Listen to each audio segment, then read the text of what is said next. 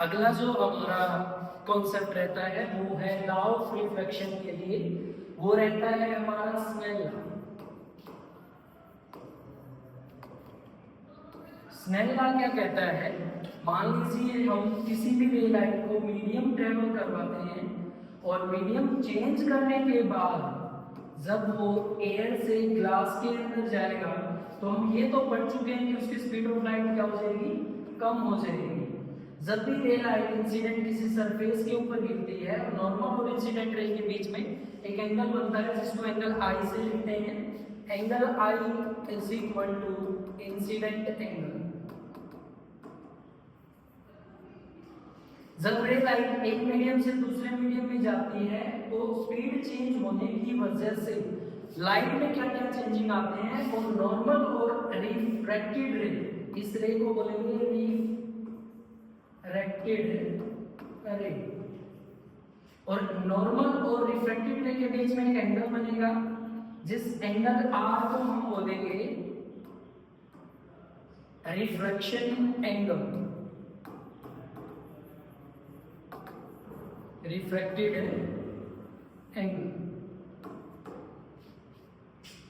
ये कहता है कॉन्सेप्ट में angle I not equal to angle are.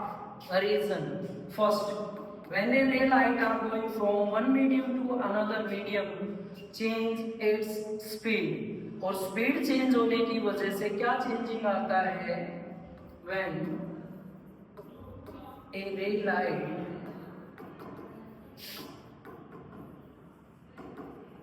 going from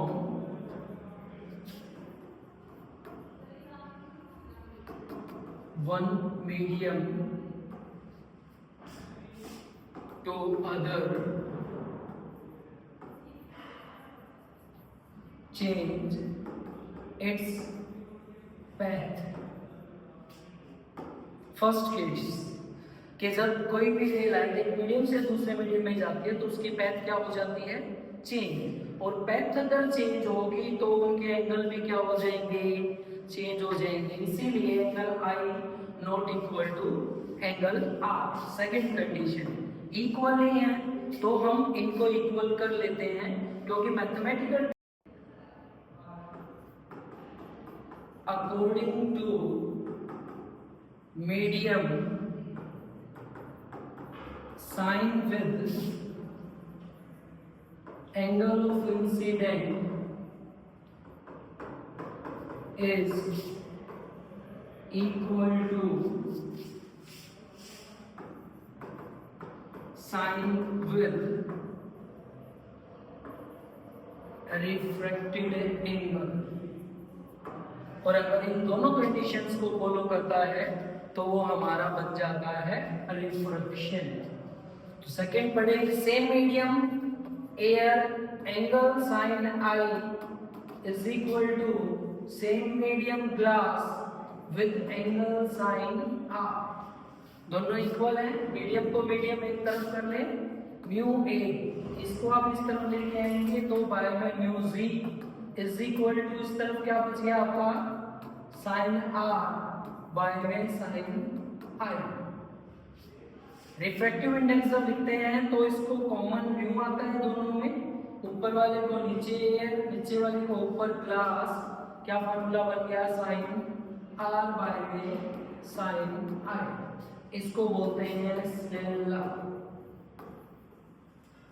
Snell law आपका डिफाइन करता है व्हेन रे लाइट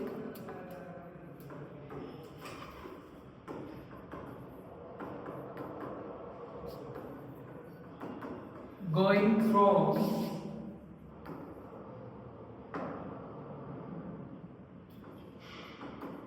air to glass, ये आपका लिखने का तरीका रहेगा, इसको हम बोलेंगे स्नेल लॉ। स्नेल लॉ की प्रॉपर्टी और रिफ्रैक्टिव इंडेक्स की प्रॉपर्टी को जो रूल फॉलो करते हैं उन्हीं को बोलते हैं law of reflection. Law of reflection के लिए अब आप लोगों ने क्या करना है, पूरा का पूरा ये ग्राफ बना लेना है दोनों प्रॉपर्टी के लिए। लॉ ऑफ रिफ्रैक्शन में सपोज हमने एक सरफेस ली, पी क्यू आर एस आपकी एक रेक्टेंगुलर सरफेस है, जिसमें हमने एयर मीडियम लिया, ग्लास मीडियम लिया। रे लाइट एक मीडियम से आ रही है दूसरे मीडियम में जा रही है, तो चेंजिंग क्या होता है आपका एंगल आई, एंगल आर। ठीक, और किसी भी रे लाइट का एक मीडियम से दूसरे मीडियम में जाना क्या कहलाता है, लॉ ऑफ रिफ्लेक्शन। तो फर्स्ट आप कंस्ट्रक्शन दे, पहले पूरे पॉइंट आप यहाँ पे लिखिए, ये ए है, ये ओ है, ये बी है, ये आपकी सरफेस है पी क्यू आर एस, ये पॉइंट आपका है ओ। ठीक है, पहले लिखें A O is equal to incident ray, फिर आप लिखें B O refracted ray, S R refraction surface,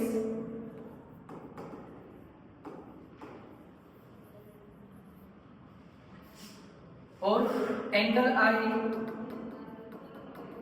incident angle, angle R refracted angle. अब आप इसके केस बता देंगे दोनों, वो आपके एंगल ऑफ रिफ्लेक्शन के लिए रहते हैं। First, when a ray light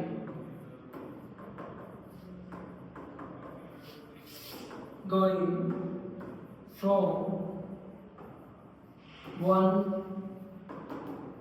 medium to another medium,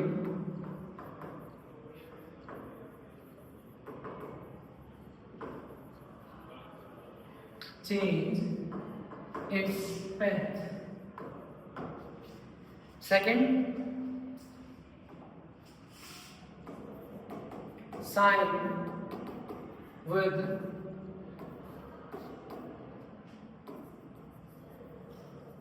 angle of incident is equal to sine with angle of refraction. दो कंडीशंस को फॉलो करते हैं, तो इन्हीं कंडीशन के बेस पे हम इन्हीं को बोल देते हैं लॉ ऑफ रिफ्रैक्शन। अब लॉ ऑफ रिफ्रैक्शन के रिफ्रैक्टिव इंडेक्स बेस पे आपको दो तीन केस और बताने हैं। अब आप देख रहे होंगे, जब डायग्राम में हमने देखा कि लाइट जो रे लाइट जा रही है, वो रे लाइट जानी तो चाहिए थी इस डायरेक्शन में, लेकिन वो आ किस तरफ गई है, नॉर्मल की तरफ। तो ऐसा क्यों होता है, उसके बारे में भी आप लिखें, F when a ray light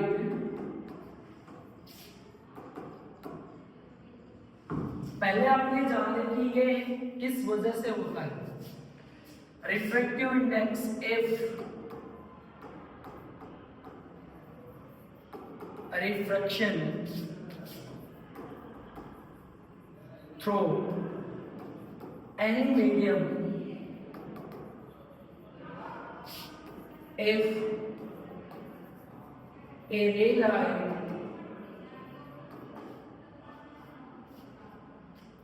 change refraction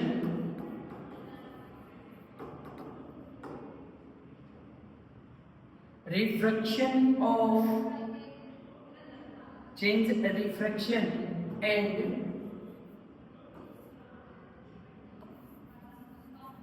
change its speed. First case, if speed is decreased, change with medium, its mean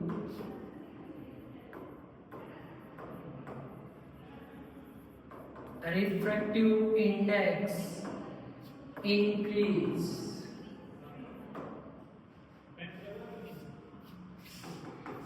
and speed of light is decreased, change with medium.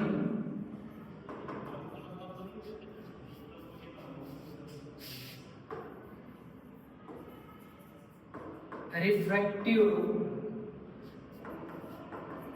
index is decrease. अगर refractive index increase होता है, it's mean this medium is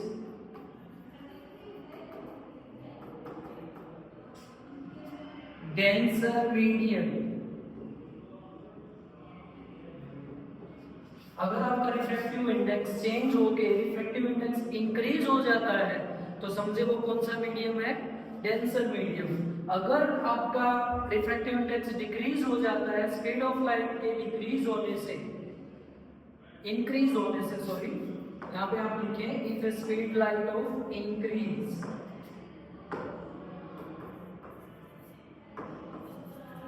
अगर speed of light increase हो जाती है तो refractive index क्या हो जाएगा, डिक्रीज हो जाएगा. और ऐसा करने से वो कौन सा मीडियम वो बन जाएगा, this medium is called rare medium. हाँ लिखें, यही लिख रहा हूं मैं.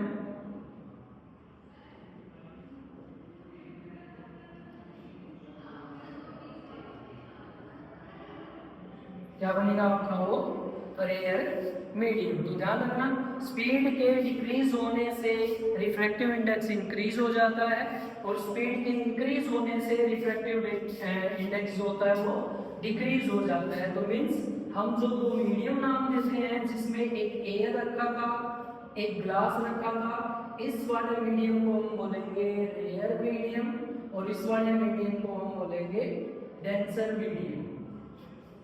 ठीक है. और जब ray light rare to denser जाती है तो रेयर से डेंसर जाने पे एंगल ऑफ रिफ्रैक्शन में क्या बदलाव आता है वो डिफाइन करते हैं हम according to refractive index. When a ray light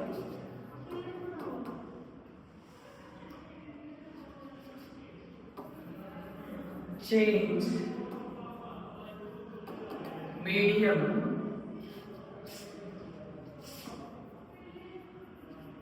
change with speed of light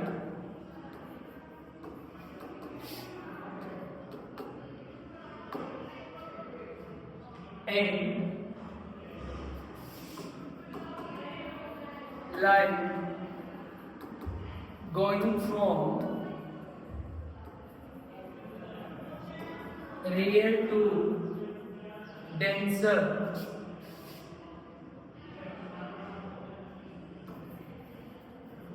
ray light bend toward the normal.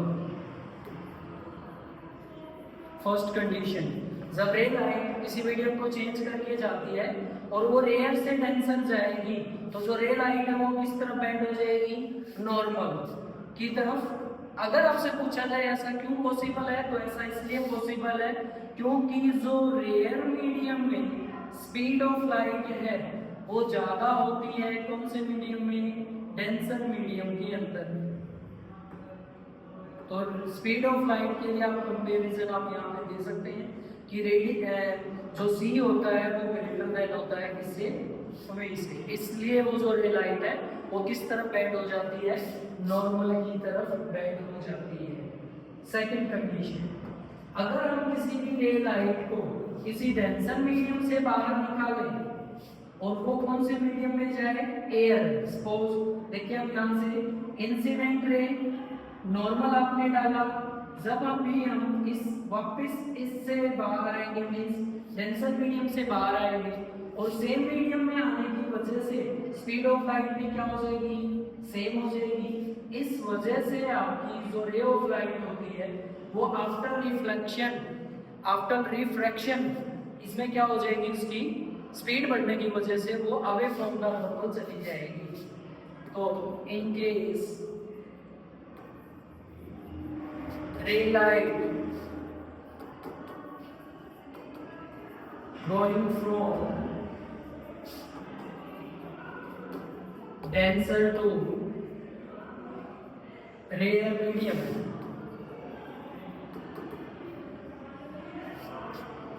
bend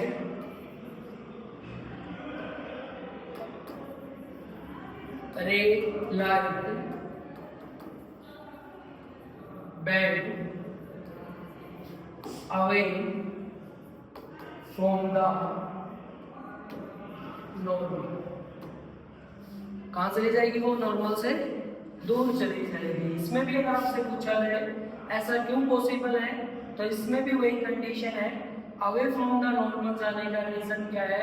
velocity speed of light in medium is less than speed of light in free space, vacuum या फिर air में आप बोल सकते हो।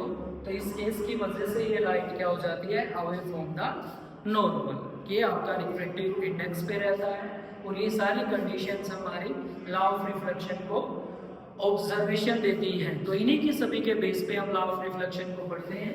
Law of reflection क्या क्या बताता है, एक बार फिर से आप इसका रिवीजन जल्दी से क्विकली रिवीजन करें।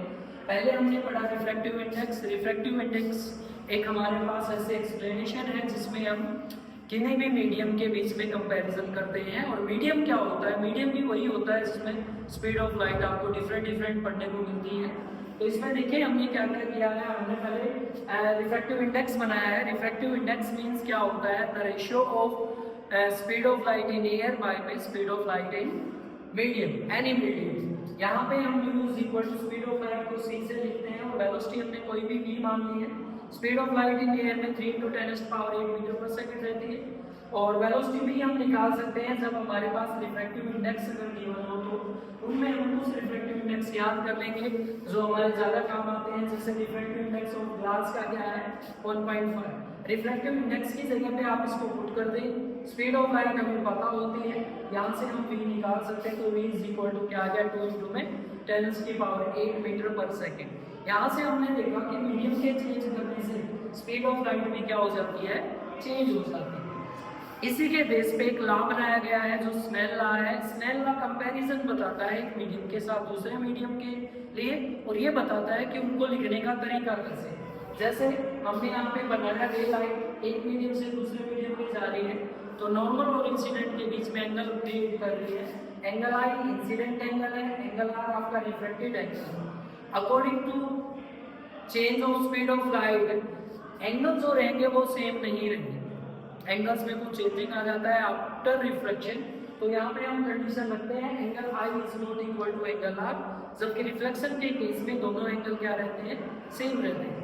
जब स्पीड ऑफ लाइट चेंज होती है एक मीडियम से दूसरे मीडियम पे जाने के बाद, तो इनको एंगल को इक्वल करने के लिए हम मीडियम के साथ साइन की फॉर्मेशन को साथ में रख लेते हैं, वहाँ से हमारे एंगल इक्वल हो जाते हैं। अब हम क्या करेंगे? इनको सेम मीडियम में प्रॉपर्टी को सारी जो हमें डायग्राम में गिवन है उनको साथ साथ लिख लेंगे।